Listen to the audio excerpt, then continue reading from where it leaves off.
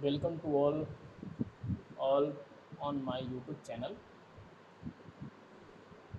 In last class, I have discussed four video which contain important numerical or MCQ uh, related related to file foundation.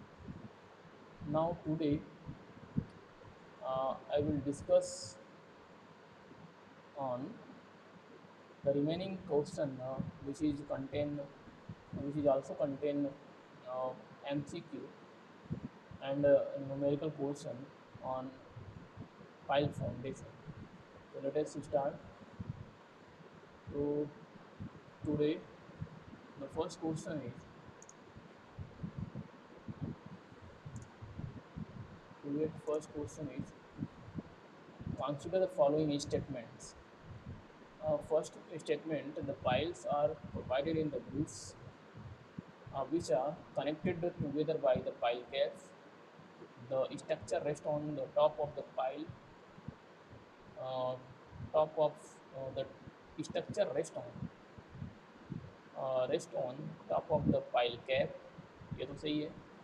The file cap is situated below the ground level. अब ये statement जो आपका बोल रहा है the file cap is situated below the ground level. अब इसकी वजह से ये स्टेटमेंट गलत हो जाएगा क्योंकि इसके लिए कोई कंडीशन नहीं है कि फाइल कैप कहाँ होना चाहिए. तो फाइल कैप आपका वैसे मोस्टली जहाँ पे बियरिंग आपका कंप्लीट होता है स्टॉप होता है वहाँ पे हम फाइल कैप मोस्टली प्रोवाइड करते हैं. तो file cap above ground level भी हो सकता है एट ग्राउंड लेवल. वैसे तो सरफेस दोनों मोस्टली प्रीफर करते हैं कि फाइल कैप सरफेस के आसपास. तो ये एबव ग्राउंड लेवल हो सकता है at the surface of ground हो सकता है बिलो द हो सकता है. अब ये एक बार बोल रहा है कि हमेशा बिलो द ग्राउंड लेवल होता है. इसकी वजह से ये आपकी स्टेटमेंट आपका गलत हो जाएगा. सेकेंड स्टेटमेंट देखेंगे फॉर द सिचुएशंस अब यार pile is subjected to upward pull. कह रहा है कि अब हम लोग फाइलिंग कर रहे हैं और अपवर्ड पूल लग रहा है. देन पेडेस्टल फाइल और under reamed pile are more suitable type of foundation. तो ये तो सही है. तो जहाँ पे अपवर्ड डायरेक्शन में फोर्स लगने लगता है और ये एक्चुअली वहाँ पे ये पॉसिबल होता है जहाँ पे सॉइल का नेचर एक्सपेंसिव होता है. वहाँ पे ये फिनोमिना हो सकता है कि फोर्स हमारा जो है फोर्स जो है अपवर्ड डायरेक्शन में एक्ट करने लगे. अपलिफ्ट अपलिफ्ट फोर्स अगर लग रहा है तो वहाँ पे अपलिफ्ट फाउंडेशन प्रोवाइड करते हैं. अपलिफ्ट फाउंडेशन के अगर एग्जांपल हम लोग देखें तो पेडेस्टल फाइल भी ये भी एक टाइप्स ऑफ फाइल्स है जिसको अपलिफ्ट फाइल भी बोल सकते हैं. और अंडर रिम्ड फाइल वहाँ उस केस में ब्लैक कलर सॉइल के केस में प्रोवाइड करते हैं. तो ये तो स्टेटमेंट सही बता रहा है. For the situation where the pile is subjected to upward pull, it means uplift force in upward direction. तो अगर ये कंडीशन हो रहा है तो उस केस में हम लोग जो फाइल यूज़ करेंगे वो अंडर रिम्ड फाइल यूज़ करते हैं. तो सेकंड स्टेटमेंट यूज करेंगे. तो अगर इस क्वेश्चन का राइट आंसर की बात करें तो ऑप्शन बी सही हो जाएगा. Statement two is correct.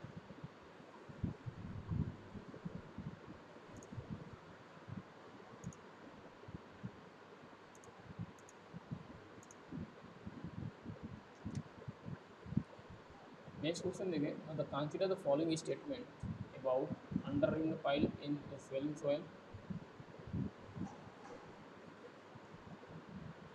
Consider following statement about the under-rimmed pile in swelling soil.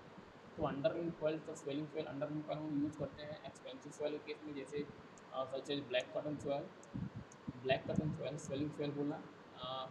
Soil which having a very high swelling and shrinkage property known as the expensive soil such as the black cotton soil. First statement is its bulb provides anchor against movement due to the volume change of the soil. तो ये तो statement आपका correct है. Second statement बोला it is a driven pipe.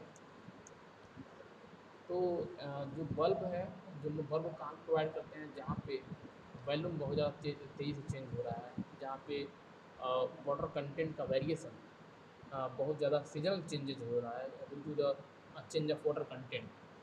तो वहाँ पे वो लोग बल्ब को प्रोवाइड करते हैं, या अंडर रिम प्रोवाइड करते हैं, या बेल्स प्रोवाइड करते हैं, जिससे कि जो एरिया है वो एक्सपेंड हो जाए और बियरिंग कैपेसिटी बढ़ जाए, इसके लिए हम बल्ब प्रोवाइड करते हैं। सेकेंड, और अंडर रिम पाइल के लिए कंडीशन ये है कि अंडर रिम पाइल जब भी हम लोग बनाते हैं तो वो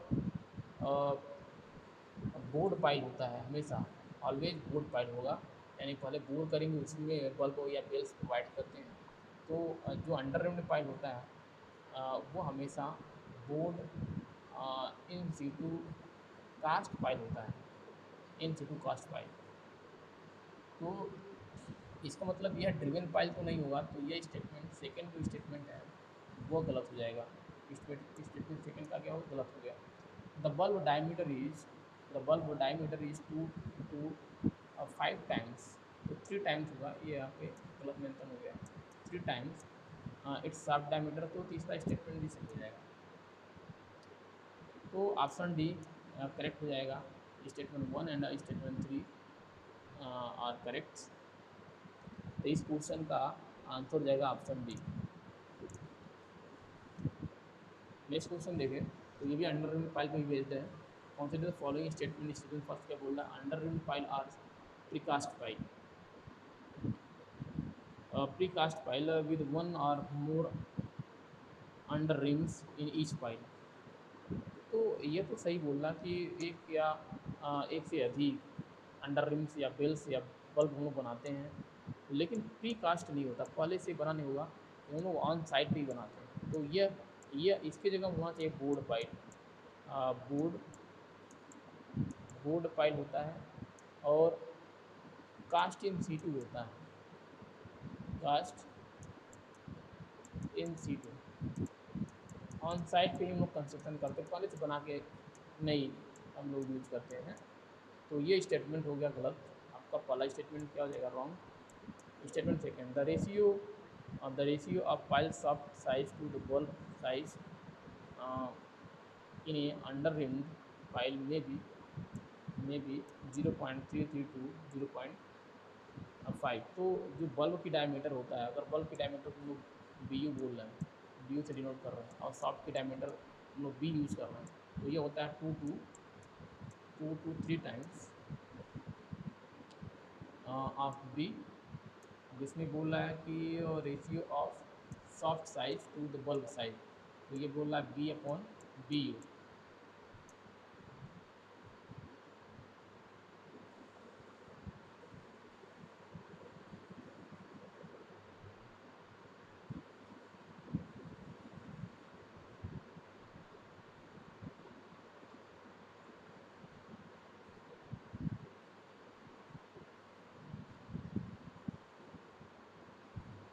सॉफ्ट साइज, ठीक है, बी अपन बी यू सही है, बी अपन बी यू। तो बी अपन बी यू करेंगे, तो बी अपॉन बी यू, तो इसको इधर लाना है, तो इसको उधर ले जाना है, तो ये हो जाएगा 1/2 टू 1/3। तो इसको सॉल्व करेंगे, 1/2 टू क्या आएगा, 0.5, और 1/3 इक्वल्स टू क्या आएगा, 0.33। तो ये रेंज होता है, ये रेंज होता है, तो ये भी सही हो गया। तो सेकंड स्टेटमेंट क्या करेक्ट है। In the multiple bulb under reamed pile the load carrying capacity is a function of the area of cross section of lowest bulb, ये सही है। जो क्रॉस सेक्शन होगा, तो जो नीचे वाली बेस एरिया होगी बल्ब की, जो नीचे वाली बेस एरिया होगी यहाँ पे, उसकी जो एरिया आएगी वही हम लोग लेंगे। तो ये भी स्टेटमेंट थर्ड से भी सही है।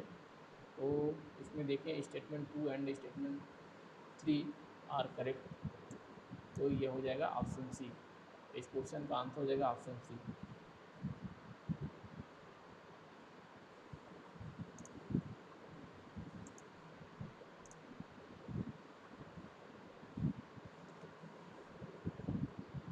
नेक्स्ट क्वेश्चन देखेंगे, तो ये भी पाइल से ही रिलेटेड है, अंडर रिम्ड पाइल से रिलेटेड है। तो ये भी स्टेटमेंट बोला, पहला स्टेटमेंट क्या बोला कि under reamed piles are design as a bearing pile, तो ये तो गलत हो गया। तो अंडर रिम्ड पाइल तो हम लोग दोनों के लिए यूज़ करते हैं, यानी इस केस में भी ultimate load carrying capacity equals to end bearing resistance और प्लस स्किन फ्रिक्शन रेजिस्टेंस, ये फार्मूला हम लोग यूज़ करते हैं। तो दोनों के लिए यूज़ करते हैं, दोनों के लिए आता है, केवल इसके लिए नहीं आता, तो इसके लिए नहीं आता, दोनों के लिए आता है। तो ये स्टेटमेंट हो गया रॉन्ग। स्टेटमेंट हो गया in multiple bulb under reamed pile the bulb are spaced at 1.5 to 2 times the diameter of the under ream. तो जो स्पेसिंग हम लोग एक बल्ब यहाँ प्रोवाइड किए हैं, ये पाइल है, ये आपका अंडर रिम्ड पाइल है, एक बल्ब यहाँ प्रोवाइड किया है, दूसरा बल्ब यहाँ प्रोवाइड किया है। तो इसके सेंटर के बीच में जो स्पेसिंग होती है वो होती है not less than 1.5 times 1.5 times dia of bulb, यानी अगर डाया बल्ब की डाया लेना बी यू, तो इससे कम नहीं होना चाहिए। तो ये बोल रहा है कि 1.5 to 2 times the diameter of under reamed pile, यानी बल्ब ये होना चाहिए the centre of the first under. तो ये तो सही है, यहाँ तक तो सही है। अब क्या बोला, the centre of first under reamed is being at a minimum depth of 1.575 metre. कह रहा कि जो पहला, अगर हम लोग एक ही बल्ब प्रोवाइड किए हैं, तो उस केस में जो पहला बल्ब प्रोवाइड करेंगे वो ग्राउंड सरफेस से कितना डिस्टेंस पे करेंगे, 1.75 मीटर पे करते हैं। तो ये भी सही है आपका। तो स्टेटमेंट 2 हो जाएगा right. The length of traditional under reamed pile range from 3 metre to 4 metre. The length of traditional under reamed, यानी लेंथ कितना होना चाहिए traditional under reamed pile range from 3 metre to 4 metre. तो ये भी आपका सही है। तो इसमें देखेंगे स्टेटमेंट 2 एंड 3 जो है करेक्ट हो जाएगा। तो इस क्वेश्चन का आंसर हो जाएगा ऑप्शन ए। इस क्वेश्चन का आंसर हो जाएगा ऑप्शन ए।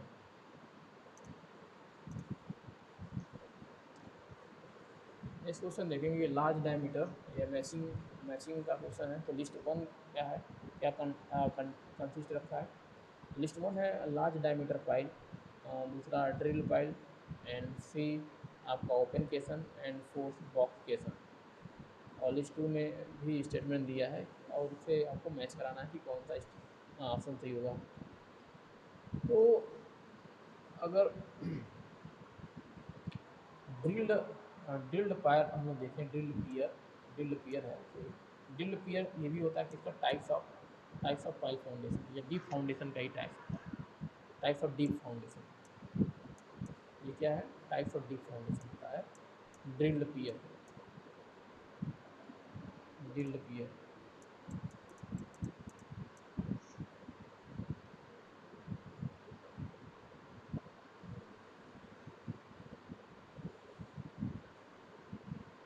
तो drilled pier is a large diameter concrete cylinder built in the ground. A drilled pier is a type of deep foundation constructed to transfer heavy axial or lateral load to a deep stratum below the ground surface. The difference between the drilled pier and the pile is basically of the size. तो drill पियर हम लोग heavy load को transfer करने के लिए या resist करने के लिए यूज करते हैं। तो बी का हो जाएगा fourth option, very heavy loads. और लार्ज डायमीटर पियर अगर हम देखें, लार्ज डायमीटर पियर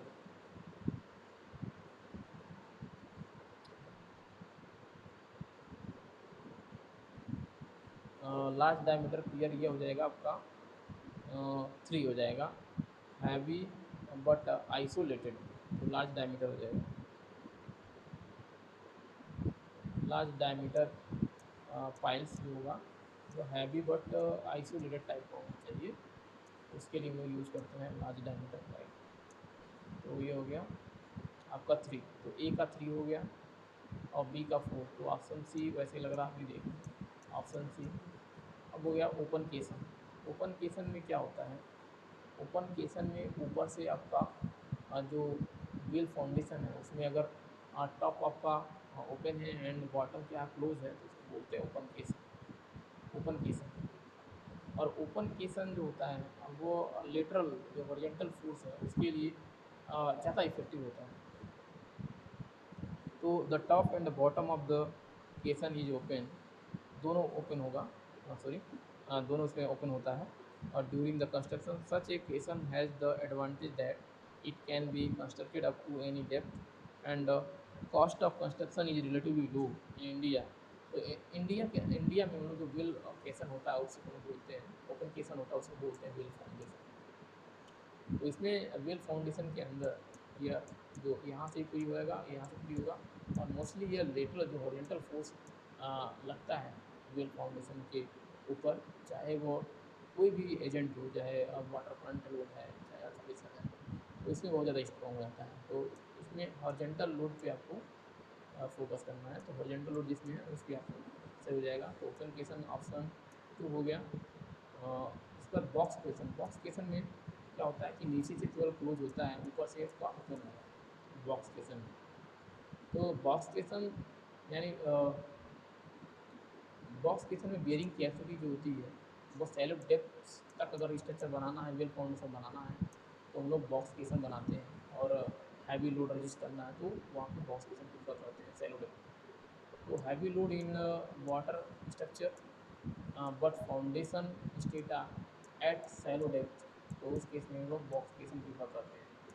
तो ए का हो जाएगा 4, ए का सॉरी ए का हो गया 3, ए का हो गया 3, और बी का ड्रिल पियर का हो गया 4, और ओपन केसन का हो गया 2, और बॉक्स केसन का हो गया 1।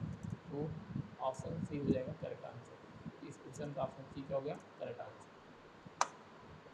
Next question, consider the following statement, friction piles are also called floating pile. ये तो सही है, हम लोग पढ़े थे फ्लोटिंग फाइल होता है, क्योंकि जो हम लोग फ्रिक्शन फाइल बनाते हैं उसमें जो बेस होता है, बेस होता है फाइल फाउंडेशन का, वो उसके लिए कोई कंडीशन नहीं होता है कि वो किसी रॉक स्टेटा या बेरिंग स्टेटा के ऊपर सपोर्टेड होना चाहिए। ये कंडीशन होता है एंड बेरिंग फ्रिक्शन फाइल के अंदर, सॉरी एंड बेरिंग फाइल के ऊपर। और फ्रिक्शन फाइल में अगर कहीं अगर कोई सोयल है, अगर जहाँ पे हम लोग फाइल फाउंडेशन बना रहे हैं उसकी कॉन्टेक्ट या इंटरफेस पे अगर फ्रिक्शन जनरेट हो रहा है, तो उस केस में हम लोग फ्रिक्शन फाइल उसको बोलते हैं। तो फ्रिक्शन फाइल जो हम मोस्टली बनाते हैं वो 10 मीटर से 20 मीटर तक उसका लेंथ या डेप्थ रखते हैं। The minimum number of piles to qualify as the pile group is 3। तो ये भी सही है, मैं बताया था कि जो मिनिमम नंबर ऑफ फाइल्स होना चाहिए फाइल ग्रुपिंग एक्शन के लिए वो 3 होना चाहिए। और 3 है तो उसको हम लोग जो ब्लॉक एरिया बनता है वो इक्विलेटरल ट्रायंगल बनता है। तो स्टेटमेंट 1 भी ट्रू हो गया, स्टेटमेंट 2 भी ट्रू हो गया। और 3 को देखते हैं, the group efficiency of the pile group, the group efficiency of a file group may be either less than 100% or more than 100%। ये भी सही है। अब लेस देन 100% का मतलब efficiency of pile eta G equal to हम लोग पढ़े थे, it is defined as the ratio of ultimate load carrying capacity of a group pile divide to ultimate load carrying capacity of a individual pile. इसके ratio को बोलते हैं हम लोग इफ़िशियंसी ऑफ ग्रुप फाइल। तो अगर इसकी वैल्यू कम है, अल्टीमेट लोड कैरिंग कैपेसिटी अगर ग्रुप फाइल के लिए कम है, तो उस केस में क्या होगा कि ईटा जी की वैल्यू लेस देन 100% हो जाएगा। और अगर इसकी वैल्यू ज़्यादा है तो उस केस में इफिशियंसी 100% से ज़्यादा हो जाएगा। अब ग्रुप इफिशियंसी की वैल्यू मिनिमम कब होगा, कम कब से कम होगा, लेस देन 100% कैसे हो सकता है। और लेस देन 100% होने के लिए आपको ultimate load carrying capacity of group file ये वैल्यू जो individual ultimate load carrying capacity है नंबर ऑफ फाइल से मल्टीप्लाई होगा, यहाँ कितने नंबर ऑफ फाइल्स लगेंगे, तो इससे कम होना चाहिए। तो अगर स्पेसिंग स्पेसिंग लार्ज है उस केस में स्पेसिंग बहुत दूर दूर है, ये डिपेंड करता है जैसे इफ़िशियंसी जो होती है ये डिपेंड करती है एक तो बियरिंग स्टेटा पे सोयल पे, टाइप्स ऑफ सोयल पे। दूसरी बात ये है ये कैसे हम लोग फाइल को इंस्टॉल किए हैं उस पर डिपेंड करती है। And spacing most important factor for group efficiency is spacing of file, centre spacing of file, इस पर डिपेंड करता है। तो अगर स्पेसिंग लार्ज है तो उस केस में जो ultimate load carrying capacity of group file है उसकी वैल्यू वो कम आ जाती है, उस केस में एफिशिएंसी 100% से कम हो जाती है। लेकिन अगर स्पेसिंग क्लोज कर दिए, थोड़ा सा इसकी वैल्यू रूढ़ कर दिए, उस केस में जो अल्टीमेट लोड कैरिंग कैपेसिटी है उसकी वैल्यू बढ़ जाती है, उसकी वैल्यू बढ़ जाएगी, और उस केस में इफिशियंसी की वैल्यू जो है 100% से ज़्यादा हो जाएगी।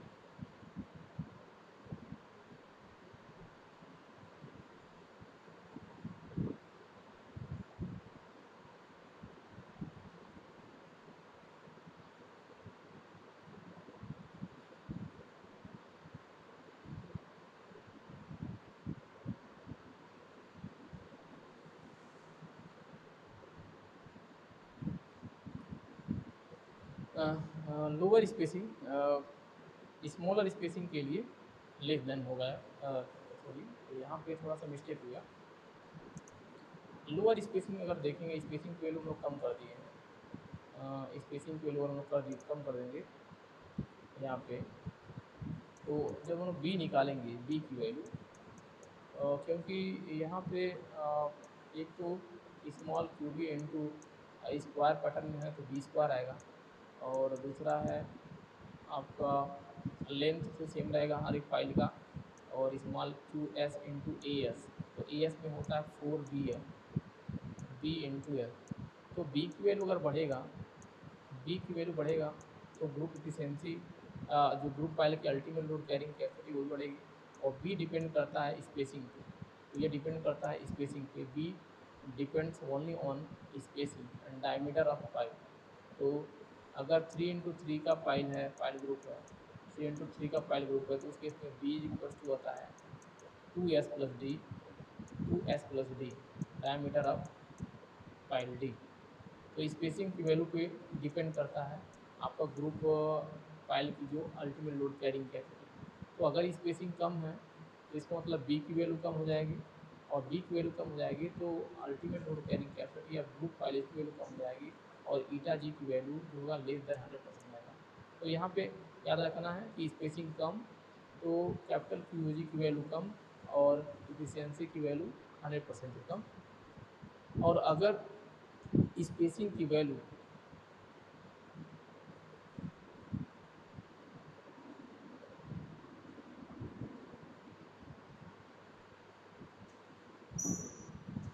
अगर स्पेसिंग की वैल्यू बढ़ा देंगे तो बी की वैल्यू बढ़ेगी, और बी की वैल्यू बढ़ेगी तो अल्टीमेट लोड कैरिंग कैपेसिटी आपका ग्रुप फाइल ये बढ़ेगा, और ये बढ़ेगा तो ईटा जी बढ़ जाएगा। तो less than 100% efficiency of group file, efficiency of file group कब होगा, जब स्पेसिंग कम होगी, स्मॉलर होगी। और efficiency of file group greater than 100% कब होगा, जब स्पेसिंग वैल्यू लार्ज होगी। इतना याद रखना।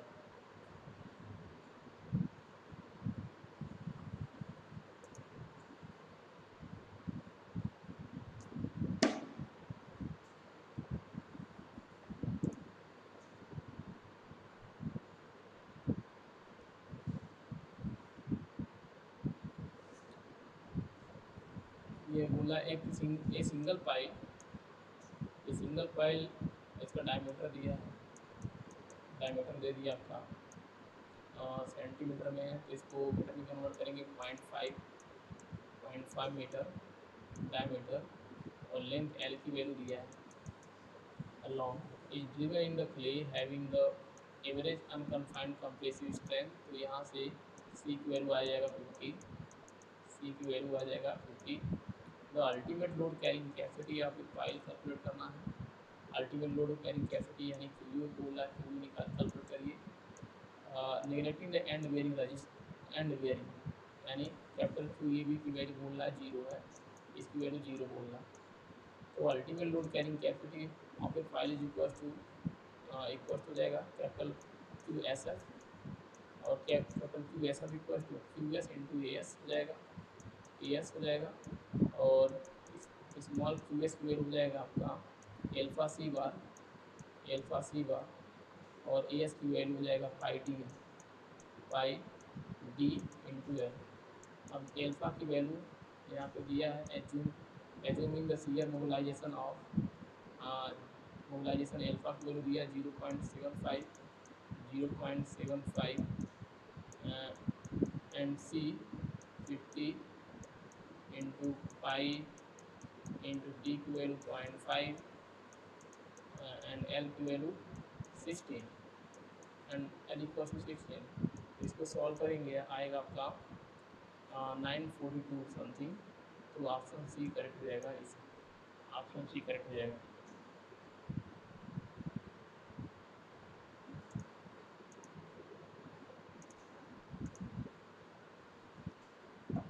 नेक्स्ट क्वेश्चन देखेंगे।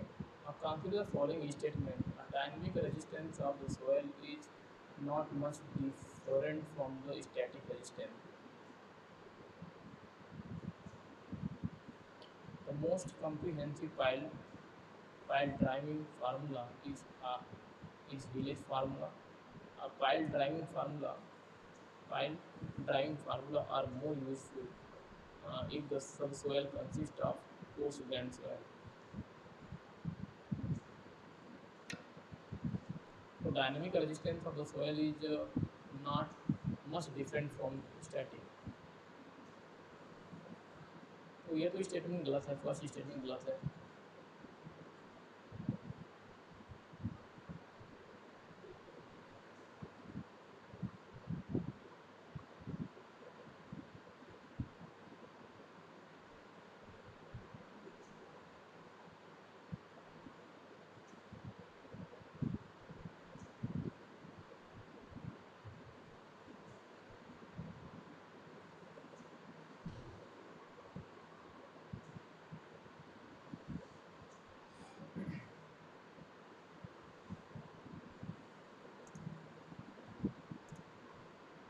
ये स्टेटमेंट डायनेमिक रेजिस्टेंस में क्या होता है कि इसमें बहुत सारे एनर्जी लॉस भी होते हैं, क्योंकि हम लोग पाइल के ऊपर हैमरिंग करते हैं, और हैमरिंग स्टैटिक कंडीशन में ऐसा कुछ नहीं है, हम लोग हैमरिंग नहीं करते हैं। वहाँ पे सिंपली हम लोग कौन कौन से फोर्स एक्ट कर रहे हैं उसके बेसिस पे हम लोग वैल्यू कैलकुलेट करते हैं अल्टीमेट लोड का केस। लेकिन डायनेमिक के केस में एक्स्ट्रा लॉसेस होता है, तो सेम नहीं होता है। तो ये ऑप्शन वन होगा करेक्ट हो जाएगा, सॉरी रॉन्ग हो जाएगा। तो dynamic resistance of soil is much different from static resistance due to the various energy losses occurring during the dynamic resistance test। तो बहुत ज़्यादा डिफरेंट होता है, नॉट मच डिफरेंट नहीं होता, मच डिफरेंट होता है। The most comprehensive pile driving formula is Healy formula. तो अगर डायनेमिक रेजिस्टेंस के अलावा हम लोग देखें कोई फार्मूला बहुत सबसे ज़्यादा इफेक्टिव है तो वह हीले फार्मूला होता है as compare to engineering use the required formula. So the Healy dynamics file formula is superior the engineering use formula in that it is better accounts for the energy lost in file driving। तो statement two आपका सही बोल रहा है, statement two is correct. Pile driving formula are more useful if the soil consist of coarse grained soil. तो ये भी सही है। The pile driving formula are not directly applicable to the core. तो जब भी हम लोग फाइल ड्राइविंग करते हैं तो वहाँ पे अगर कोई ऐसी सोइल है तो रजिस्टिंग जो फोर्स है, हैंड बेरिंग फोर्स है, वो तुरंत का तुरंत रिस्पॉन्स करना या तुरंत वैल्यू क्या आ रही है वहाँ पे पता नहीं चलता है, क्योंकि कंसोलिडेशन प्रोसेस उसमें लॉन्ग टाइम तक चलता है। तो वहाँ पे जस्टिफाई करना, तो वहाँ पे कैलकुलेट करना थोड़ा सा डिफिकल्ट हो जाता है। तो हम लोग डायरेक्टली ड्राइविंग जो फाइल ड्राइविंग है वो प्रोसेस ऑयल के ऊपर अप्लाई करने से बचते हैं। As the resistance to impact of the tip of the casing will be exaggerated by their low permeability, while the frictional resistance on the side is reduced by the lubrications। ये सारी activity होने की वजह से तो ऐसी soil के ऊपर अप्लाई नहीं करते हैं। तो अगर सॉइल के ऊपर अप्लाई करते हैं तो पोस्ट ग्रेन सॉइल। तो ये भी स्टेटमेंट थर्ड इज करेक्ट। तो इसमें अगर देखेंगे तो ऑप्शन सी करेक्ट हो जाएगा। 2 and 3 statement are right and statement 1 is wrong. तो ऑप्शन सी हो जाएगा इस क्वेश्चन का right answer.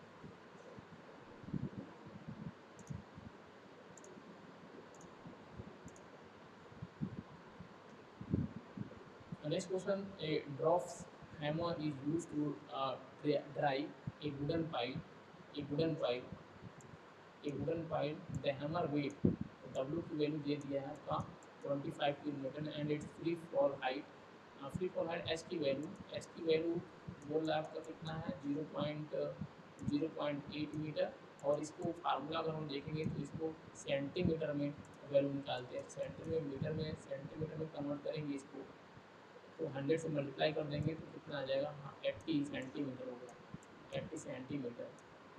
The penetration in the last blow is 12 mm, 12 mm।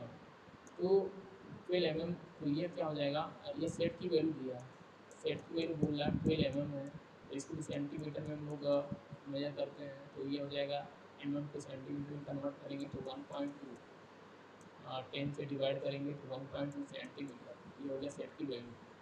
What is the nearest approximation to the load carrying capacity of the pile according to engineering use formula।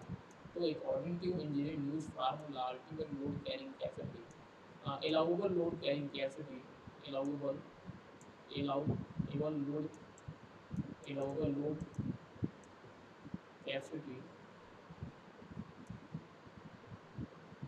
is equals to ultimate load ultimate load carrying capacity divided by factor of safety, where factor of safety is equals to 6 in engineering use record formula।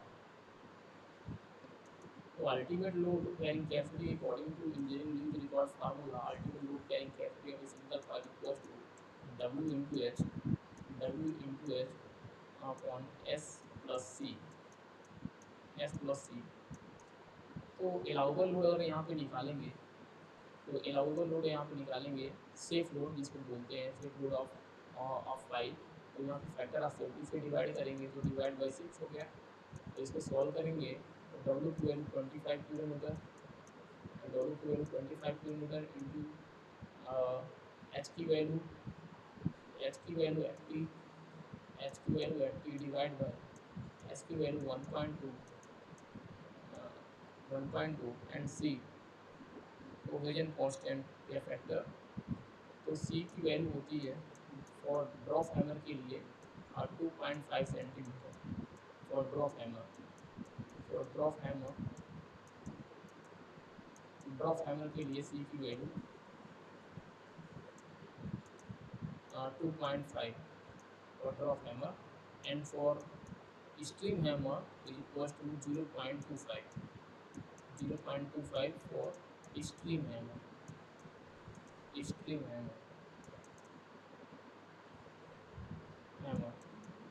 तो drop hammer दोनों C की value 2.5 use करेंगे, तो यहाँ पे हो जाएगा 2.5, तो 1.2 प्लस 2.5 और factor of safety divide by 6 है, तो ये हो गया divide by 6।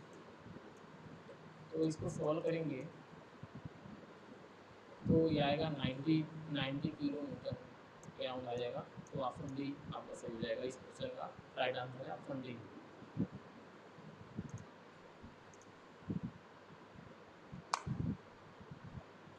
Consider the following statement, ये भी स्टेटमेंट के क्वेश्चन है। Initial load test and routine load test are carried out on test pile and working pile respectively. अब ये आप स्टेटमेंट 1 ही करेक्ट है, क्योंकि जो इनिशियल लोड टेस्ट हम अप्लाई करते हैं वो यूज करते हैं टेस्ट फाइल के ऊपर। टेस्ट फाइल के ऊपर हम लोग टेस्ट फाइल के ऊपर ये चेक करने के लिए, ये असेसमेंट करने के लिए यूज़ करते हैं कि अलाउबल लोड कितना है और सेटलमेंट कितना आ रहा वर्किंग फाइल के ऊपर। ये हम लोग इनिशियल लोड टेस्ट अप्लाई करते हैं टेस्ट फाइल के ऊपर, जबकि रूटीन टेस्ट हम अप्लाई करते हैं वर्किंग फाइल के ऊपर। तो स्टेटमेंट 1 करेक्ट हो गया। In a pile load test the allowable load, in a pile load test the allowable load, और फाइल लोड टेस्ट हम लोग कर रहे हैं और वहाँ पे सेटलमेंट का ड्रा कर रहे हैं, सेटलमेंट यहाँ पे और अलाउबल लोड कितना आ रहा है, यहाँ पे अल्टीमेट लोड कैरिंग कैपेसिटी या फिर ग्रुप फाइल या sorry single pile test pile, ये हम निकाल रहे हैं। तो वहाँ से अलाउबल लोड वैल्यू जो आएगी परमिशन वैल्यू टेस्ट के अकॉर्डिंग अलाउबल लोड वो कितना होगा, तो उसके लिए स्टेटमेंट क्या है। तो IS कोड हम लोग यूज़ करते हैं,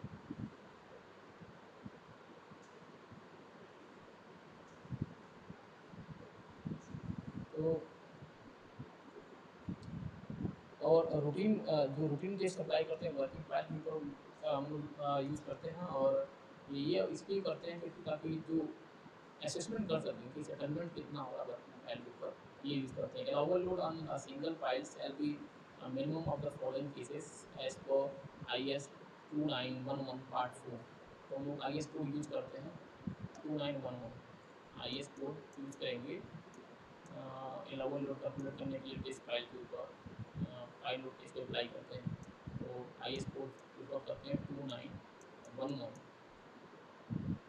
एंड पार्ट 4 हम लोग यूज़ करते हैं इसके लिए। तो अगर हम लोग इस कोड के अकॉर्डिंग IS कोड के अकॉर्डिंग जो लेवल लोड होता है वो कैसे हम लोग वैल्यू निकालते हैं, तो उसके लिए पहला जो स्टेटमेंट होता है, पहला जो स्टेटमेंट बोला है कि allowable load is equal to 50% of ultimate load of pile single file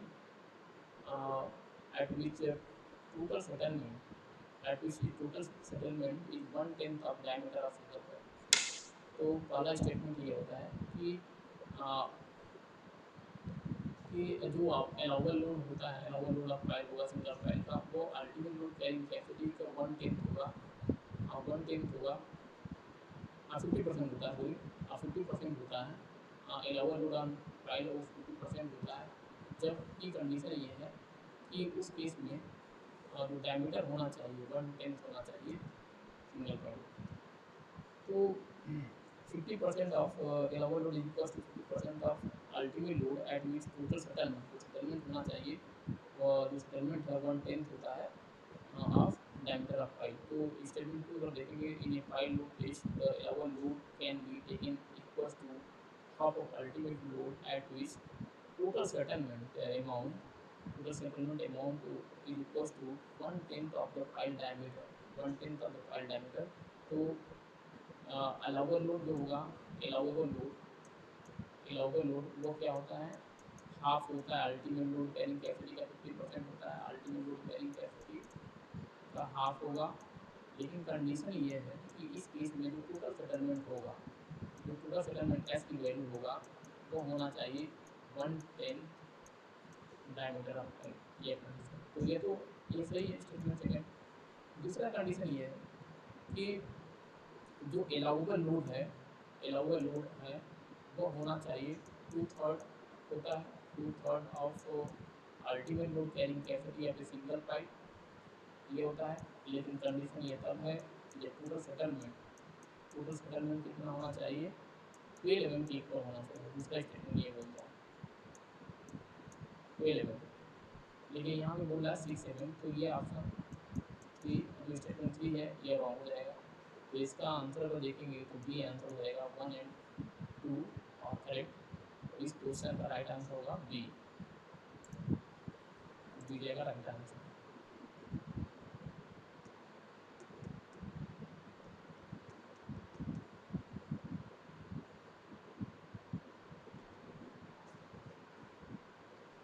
next question देखेंगे तो इंजीनियरिंग न्यूज रिकॉर्ड फार्मूला के बारे में बोल रहा है कि W is equals to ultimate level load on a single file is equals to W into S whole divided by 6 है फैक्टर ऑफ 50 बोला। ये फैक्टर ऑफ 50 की वैल्यू दिया F की वैल्यू S प्लस C की वैल्यू पुट किया है 0.25 C की वैल्यू। तो C की वैल्यू होता है 0.25 सेंटीमीटर। ये होता है स्टीम हैमर के लिए, ये पढ़ लिए थे स्टीम हैमर के लिए, स्टीम हैमर के लिए होता है। तो यहाँ पे दोनों स्टीम हैमर दो हैमर यूज़ करते हैं, सिंगल एक्टिंग स्टीम हैमर और दूसरा यूज़ करते हैं डबल एक्टिंग स्टीम हैमर।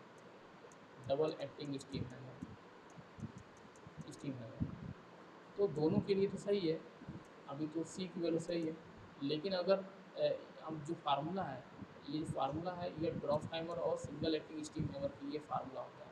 अगर डबल एक्टिंग स्टीम हैमर होगा तो यहाँ पे ऊपर वाला जो पोर्शन है चेंज हो जाएगा। तो वहाँ पे अगर W प्लस AP आ जाता है A इंटू P और उसके बाद हो जाता है H हो जाएगा। ये होता है पिस्टन का क्रॉस सेक्शनल एरिया और P pressure which are acting on piston area. तो ये वैल्यू चेंज रहेगा। तो इसका मतलब ये है कि ये सिंगल एक्टिंग स्टीम चैम्बर के लिए ही केवल है। तो ऑप्शन बी इज करेक्ट। इस क्वेश्चन का ऑप्शन हो जाएगा बी करेक्ट हो जाएगा। तो efficiency of pile group is define as, तो इफिशियंसी ऑफ पाइल ग्रुप अगर हम लोग देखें तो ईटा जी इक्वल्स टू होता है, eta G is equals to ultimate load carrying capacity of a group pile divide by n times a number of pile into ultimate load carrying capacity of a single individual pile, ये formula होगा। तो ये आपको trick पकड़ना है कि individual pile, ऊपर group pile हर जगह दिया है, load carrying carried by the largest pile in the pile group. यहाँ भी ग्रुप है, यहाँ भी ग्रुप है, तो ये तो रॉन्ग हो गया। यहाँ भी ग्रुप है, यहाँ भी ग्रुप है, ये भी रॉन्ग हो गया। यहाँ भी ग्रुप है, यहाँ भी ग्रुप है, ये भी रॉन्ग हो गया। यहाँ ऊपर वाला ग्रुप है, ऊपर ग्रुप होता है, सही है। यहाँ सिंगल पाइल, तो ये हो जाएगा आपका राइट आंसर। तो option D is correct, option D is correct हो जाएगा। इस क्वेश्चन का आंसर हो जाएगा ऑप्शन डी।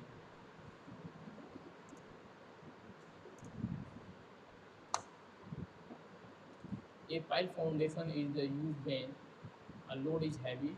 पाइल फाउंडेशन तभी यूज़ करते हैं जब हैवी लोड आता है as compare to shallow foundation. तो अगर सैलो फाउंडेशन के कंपेयर में लोड की क्वांटिटी या मैग्नीट्यूड ज़्यादा है तो उसके हम लोग पाइल फाउंडेशन प्रेफर करते हैं। दूसरा, a soil is weak near the ground surface up to the good depth, ये भी सही है। तो ए बी दोनों सही है। तो सी क्या है, बोथ सही आर करेक्ट। तो statement C, sorry option C क्या हो जाएगा, इस क्वेश्चन का राइट आंसर हो जाएगा।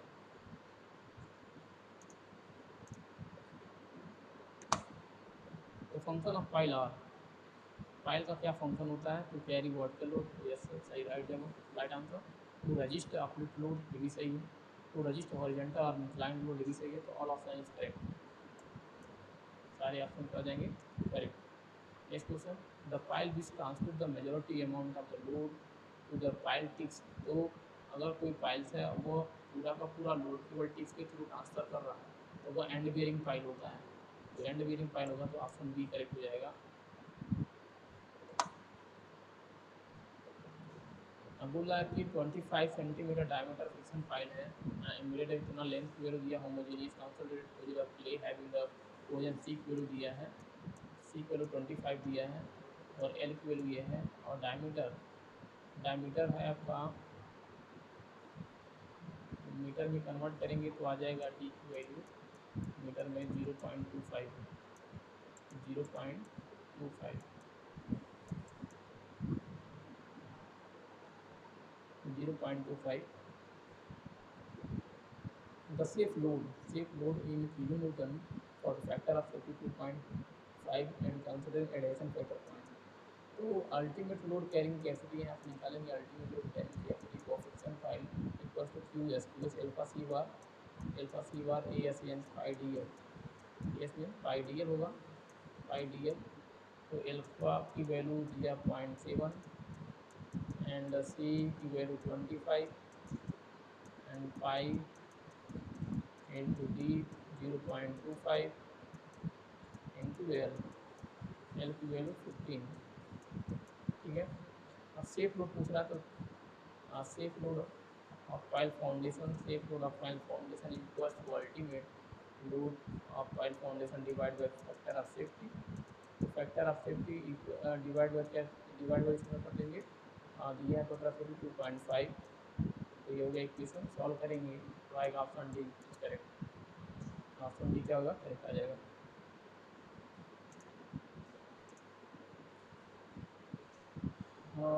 तो ये थे इम्पोर्टेंट क्वेश्चंस जो मोस्टली कभी ना कभी प्रीवियस ईयर जो आईएएस के एग्ज़ाम या गेट के एग्ज़ाम है उसमें पूछे गए हैं। पाइल फाउंडेशन से रिलेटेड ये सारे इम्पोर्टेंट क्वेश्चन थे।